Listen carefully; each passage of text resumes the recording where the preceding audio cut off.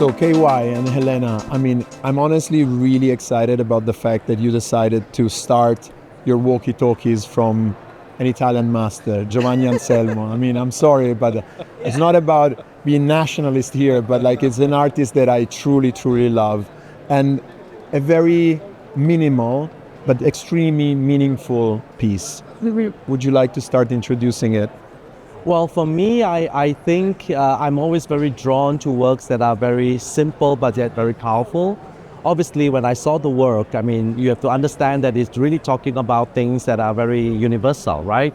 About infinity, about invisibility, about regeneration, like death and renewal, apparently. Yeah, and so this idea of this simple fact that it's so universal. But what really caught me about, obviously, this master's work, and this one in particular, was that it is not about spirituality, it's really philosophical. So I was really thinking about the difference between sometimes work that are very rational or very spiritual, but it's almost above that, it's a philosophical work. And I think that really stands the test of time. Yeah. And let's describe what we're looking at, because it's a line that it's installed at a precise height, no? Helena? Apparently, what was it, 1 meter? 1.7 meters. 1.7. 2 meters wide. 2 meters and 1 centimeters, I was told. And 0.9 width. Yeah. Very interesting. And so it's a line where which is covered by sort of sand, soil, which apparently is sieved to become the fine enough texture so that it sticks to the glue, I'm assuming. And the soil is coming from the place where the work is installed. Correct. I understand. But it also needs to be installed in a permanent location. So again, this tension of sort of specific and loose, being temporal but permanent, sort of finite but infinite. I think it's really this ability to kind of talk about this and showing it without explaining it.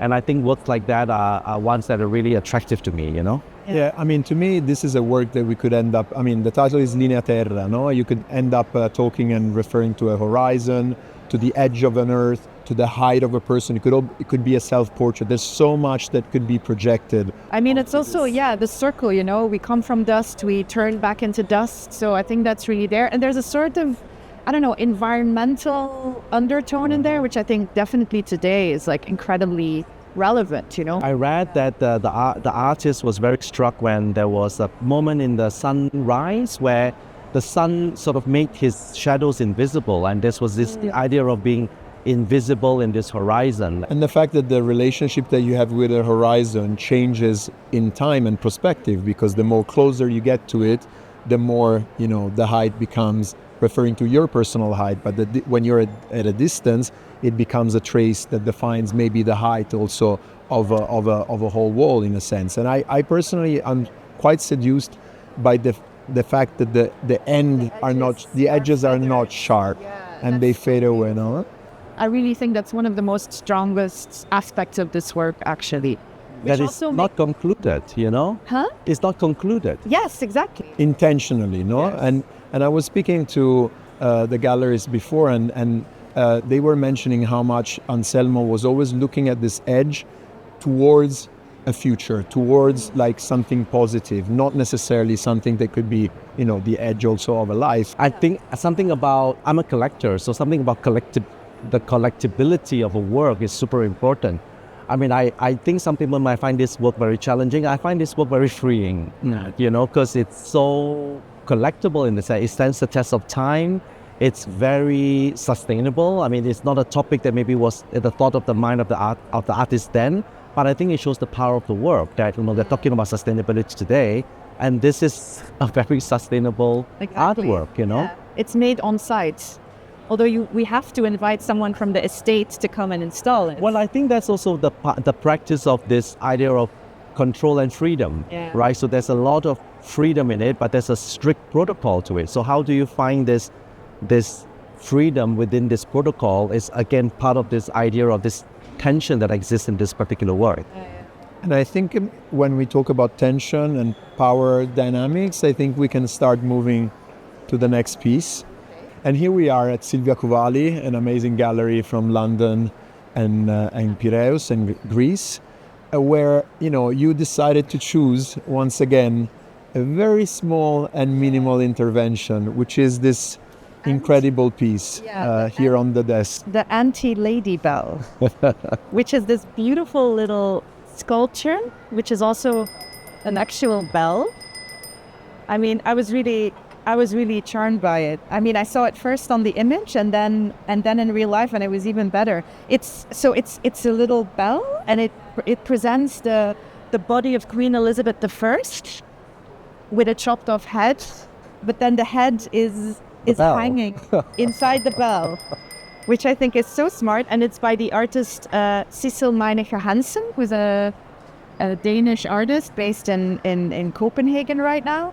I mean, I think it's a really beautiful piece. Sissel is very interested in labor and in, labor and capitalism, and how, systems of technology and capitalist production kind of connect to the body, the human body, the female body. And I think this piece is just brilliant because it talks about labor, because, it's the lady bell is in fact an actual sort of daily object of use that was used by the mistress of the house to ring for the staff, which is, I mean, it's really wrong. Like I ring it and I'm smiling, but in fact it's a very sort of disturbing object. I also like the way that the gallery presented the work in this table, like the very fact of a service bell.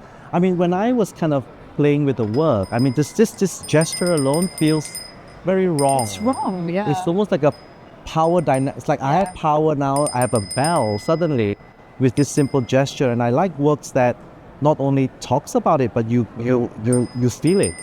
Yeah, and it becomes immediately a comment, like a gesture on the power dynamics that you have as a gallery in a fair, with the open booth towards the street, where everybody feels entitled to come inside and ring for a question or ring for an artwork to be bought. So as a gesture for the gallery, I think it's really commenting on the power dynamics that are happening within the fair environment, no? I mean, yeah, absolutely. And the Queen Elizabeth I, apparently, which is something that we learned through the information that the gallery gave us, was the queen that legitimized the transatlantic slave trade, which of course was the thing that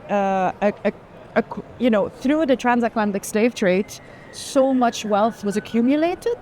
I think one of the reasons why we both also very attracted to the world is the scale. I think there's something to talk about scale. I mean, in a fair or the world, we're obsessed with these very large, big works, and sometimes the quietest works speak the loudest. Small gesture. I like what the gallery said. This is a mini major work. Yeah. And a major work doesn't have to be it is magnificent, but it is so beautiful in its size, and I think that speaks a lot about the artist and also what it's saying. But it's funny because it might be a very tiny, small, subtle work, but you start ringing it, and I'm pretty sure that like 4 rows down, they can hear the bell. So it actually takes up a lot of space, I think, which is very interesting. So I think we can continue and leave the little queen to rest on the desk and see what you chose next for us.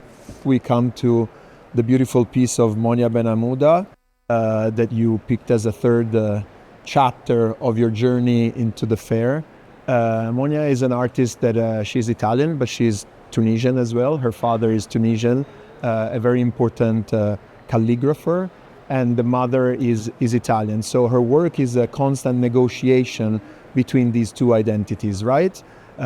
So what was that really kind of struck you of Monia's work? I mean, for me, the first instance when I saw it, I thought she was able to perfectly combine a sense of, ancient iconography, the calligraphy, but also hyper-contemporary sort of aesthetics. The laser cut. What I also find very interesting is this idea of anachronism, where she, in Islamic calligraphy, there was a sort of restriction on pictorial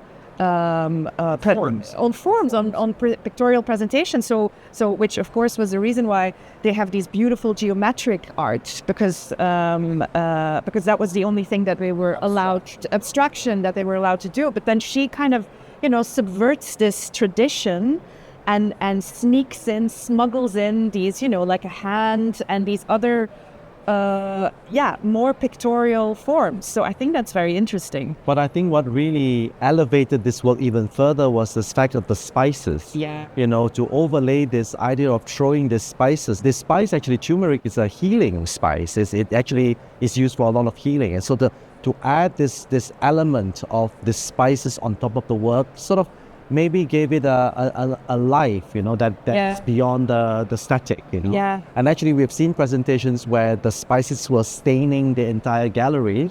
And I know this is fair, but I almost wish that, we could see the staining of these things all over the gallery, and maybe have the spices fly around. Also because of the scent, because if you look at the kind of spices he uses, it's turmeric, cumin, but also paprika. Like I can just imagine that volume. It's kind of like making you sneeze, like the smell just penetrates everything. And I think that's very beautiful and gesture. I mean, you can see it here. Already. There's a performativity that goes. It's very interesting. There's a term that the gallerist Gertrude used when I was talking to them today.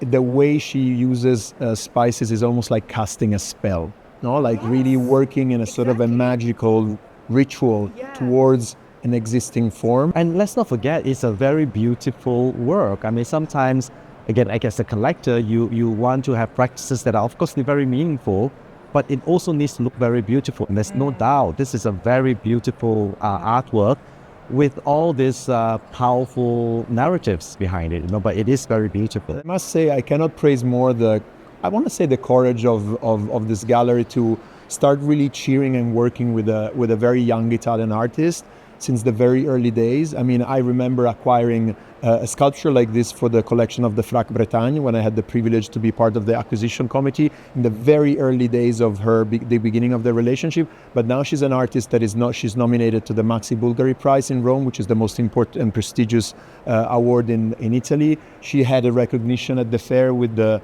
Fondazione Merz Prize, which is a residency in Sicily. So, I mean, she's really developing and getting a recognition that I think she really deserves, because I think the practice is really contemporary in the sense of negotiating this double identity, and in a multicultural society that we all hope will be the future of this planet, or especially the Western world. I think this is something that brings very urgent questions. But look at the shadows it's casting. It's not so beautiful. I mean, like now that you come at different, I guess, moments of light, it changes the work. And I mean, the shadows is something that I didn't notice till now, but it adds so much dimensionality to the work, Yeah. Beautiful. So maybe we can move on to the fourth proposition. And I mean, if this was political, definitely also the next one is making an extremely strong statement, right? With Rossella Biscotti. Rossella Biscotti, who's another Italian artist, and she's represented right now at a beautiful exhibition, anthologic exhibition at Castello di Rivoli. And here we are with the photography. I really like also the idea that you chose different mediums, Like we're moving from a gesture on a wall to a little sculpture to a bigger one, and now photography. Yeah, I think this is just a brilliant work. I mean, I love the artist. I've seen this project. So this image is kind of representing this longer term project of, I think, more than 10 years, where she won a prize. I think it was called the Michelangelo Prize, which awarded her a block of Carrara marble, and I think she could choose the size as well. And then the idea was that, of course, she makes sculpture out of it, but then she decides to basically gift it back to the earth. And so she recorded this whole trip that she made from the quarry to the south of Italy on the ship, and then dumping it basically in the middle of the Mediterranean, apparently on a spot where two tectonic plates meet or have met, that basically where the Mediterranean originated from. Well, it's the encounter. It's very significant because it's the encounter of the African plate with the European plate. So like it's a place of encounter. As we know, the Mediterranean Sea over centuries. And this is really at the border between, also the geographical limits of Libya, Tunisia, Malta, and Italy.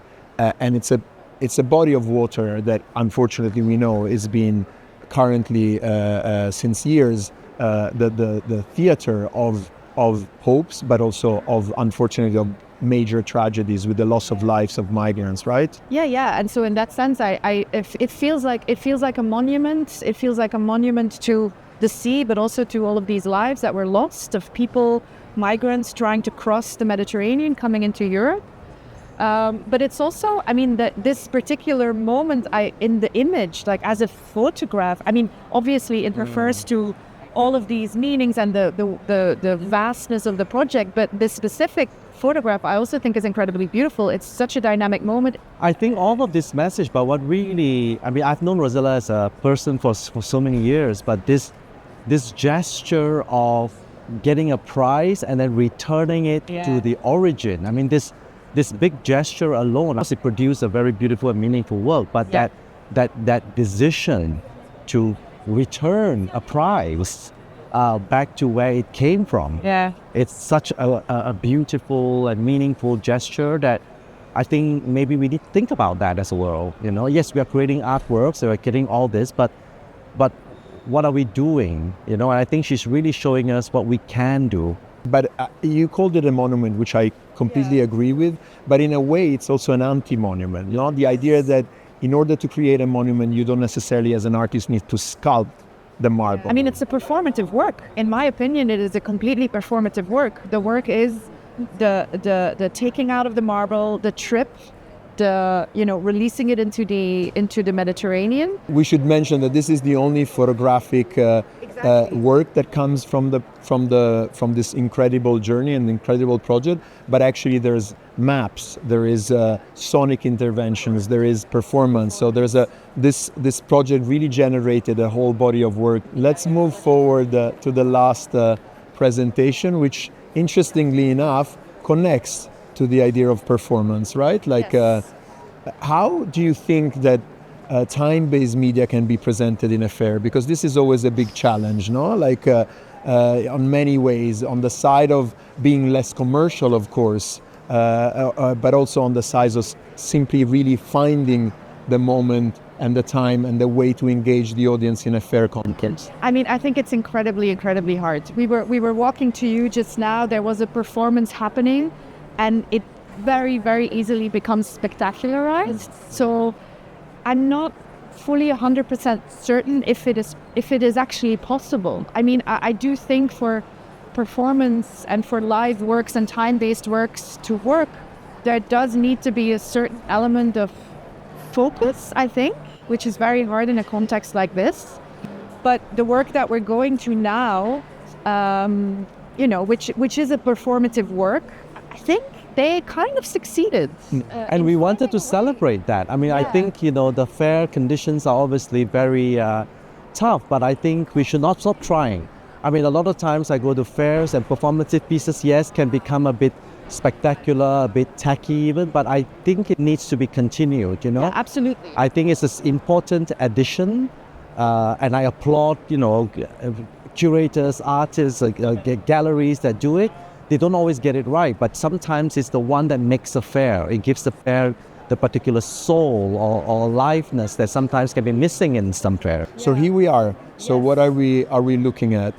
Basically, the artist created a work which is performed as an oral presentation. Yeah. And I understand from the gallery that this is a particular edition that was created for Artissima. Yeah. And the works then exist on these pedestals, which are called choirs, which is a sort of pidgin English interpretation of the word choir. Choirs. Yeah. But it's a South African term. Simnikiwe Bulungu, yes. Very young artist, I think, with a very, very interesting practice. And what we really appreciated, you have these elements here, they're sort of like, they're very versatile. They're sculptures. You're supposed to sit on them. Yeah. And we can have a conversation while sitting on. So they're they're sculptures, but indeed the audience is also invited to sit on them and to rest. But they're also stages for when the performer, which happened on the fair twice a day, where a performer, who I think was a non-professional, was invited to, read one of these scores that you can see on the wall, which really function as a script. No, this is something that the artist begins with, this writing of this text, which doesn't have a beginning and an end, which I find quite interesting. The idea that the beginning is the same of the end, so it becomes an Ouroboros. And also the invitation for people to rest. I mean, what I really like about this whole immersive work is that you are invited. I mean, immediately our conversation has changed because we are seated down in a particular gesture, and it changes the way that we are communicating with one another.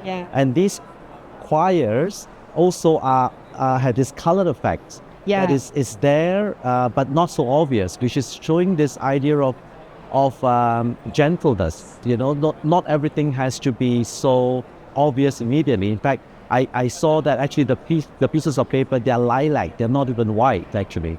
But so this subtleness is something that is so clear in this practice, and together they form this particular participatory element that I think is again very noble for the gallery to show in a fair, because it's a moment of rest.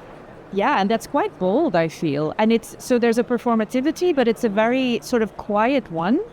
And I really like it's this idea of social sculpture, this invitation to kind of gather, to talk, because we're sitting next to each other, we can have an intimate conversation. And that's really something that she kind of orchestrates. She creates the conditions for people to engage in conversation, in rest, which I think is really beautiful, on a fair like this, where really you're walking like 5 hours a day. You were already familiar with the practice of the artist, right? Because she has been in residency in WIELS. Yes. So WIELS has a residency. We have 9 artist studios, and Sinikiwe was in residence, I think, in 2018, which is when I first met her. I did a studio visit. She was incredible, very fierce, very energetic. After the WIELS residency, she went to the Rijksakademie. And there's another role that I think this is extremely relevant. And I know because with the Visio program in Florence, we have a partnership both with WIELS and the Rijks. These residency programs become entry points for artists from the Global South to come to Europe and engage also with Ellen, for example, with this gallery that has a very attentive gaze on the practice of young artists that arrive at the Rijks. And for Blank Canvas, we also have a residency program where we also invite artists from Europe to come to the Global South and do a residency program with us. Which is also very interesting. Very interesting. And and the residency program at Blank Canvas is very personal.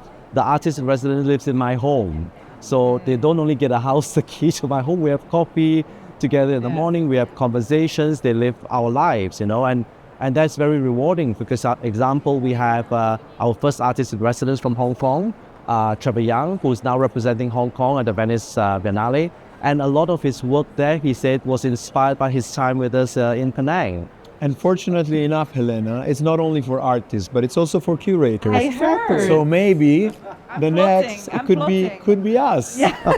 No, I like the fact that we're diverting and having this kind of conversation, which shows, in a way, also the kind of context that this artist has created that facilitates this more like intimacy, in that sense. So I think on this note, I think we can close our tour, and thank you so much for taking part in it.